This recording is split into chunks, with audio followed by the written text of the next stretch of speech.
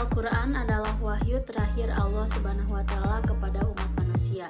Kitab suci ini mengandung semua kunci untuk membuka pengetahuan Allah Subhanahu wa Ta'ala yang tidak terbatas. Adapun Quran surat Al-Kahfi ayat 109 yang berbunyi yaitu A'udzu billahi minasyaitonir rajim. Bismillahirrahmanirrahim. Qul law kana al-bahru midadan li kalimati rabbi lanafidal bahru qabla an tanfada kalimatu rabbi walau ji'na bimithlihi madada. Shadaqallahu adzim, yang artinya yaitu katakanlah Muhammad, seandainya lautan menjadi tinta untuk menulis kalimat-kalimat Tuhanku, maka pasti habislah lautan itu sebelum selesai penulisan kalimat-kalimat Tuhanku, meskipun kami datangkan tambahan sebanyak itu pula.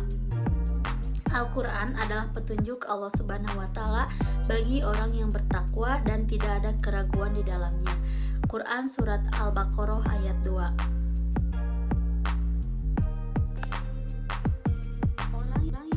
Al-Quran sebagai pedoman dalam hidupnya selalu mempelajari Al-Quran. Dengan mempelajari Al-Quran, seseorang akan terlepas dari kebodohan dan kesesatan dalam mengarungi kehidupan ini. Dengan Al-Quran, hati akan lembut dan terhindar dari penyakit-penyakit hati atau rohani. Dada akan senantiasa lapang dan luas dalam menerima petunjuk-petunjuk dan titah-titah ketuhanan. Akal pikiran menjadi cerdas dan terbebas dari kesesatan. Berpikir licik dan dangkal, perilaku akan terhindar dari gerak jiwa dan yang dapat mendatangkan petaka dan kerugian bagi diri, orang lain maupun lingkungannya. Seluruh aktivitas diri akan senantiasa terarah dan dari menuju kebenaran.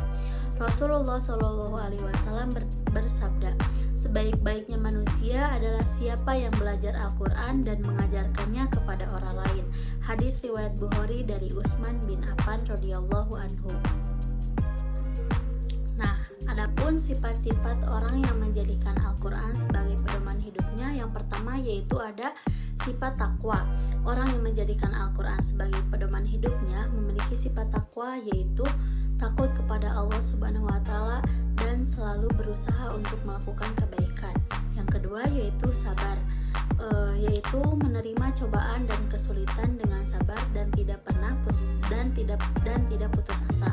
Lalu yang ketiga ada syukur, yaitu selalu bersyukur kepada Allah Subhanahu wa Ta'ala atas nikmat dan karunia-Nya.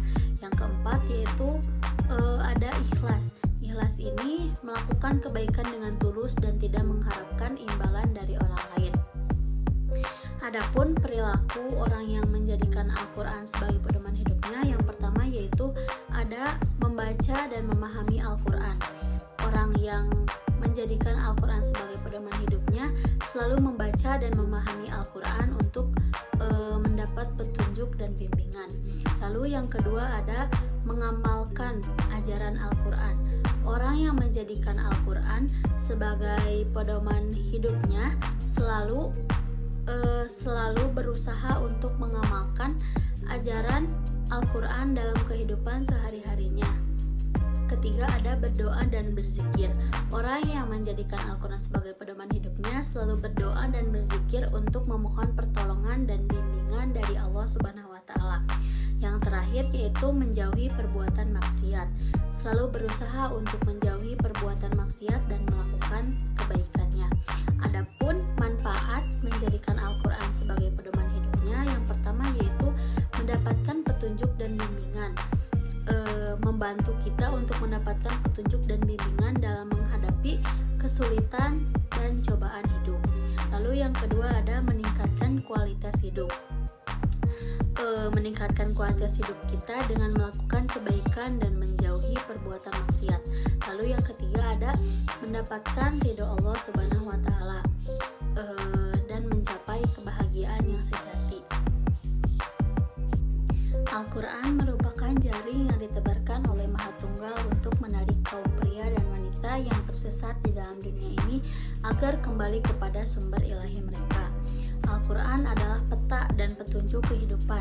Hidup dalam sinaran petunjuk Al-Quran dan mematuhi ketentuan-ketentuannya merupakan kunci untuk mendapatkan keselamatan dan kebahagiaan baik di dunia maupun di akhirat. Jadi, kesimpulannya, menjadikan Al-Quran sebagai pedoman hidup dapat membantu kita untuk meningkatkan kualitas hidup kita, mendapatkan petunjuk dan bimbingan, dan mencapai kebahagiaan yang sejati. Oleh karena itu, kita harus selalu berusaha untuk menjadikan Al-Quran sebagai pedoman kita dalam kehidupan sehari-hari. Sekian materi yang dapat saya sampaikan, kurang lebihnya saya mohon maaf. Wassalamualaikum warahmatullahi wabarakatuh.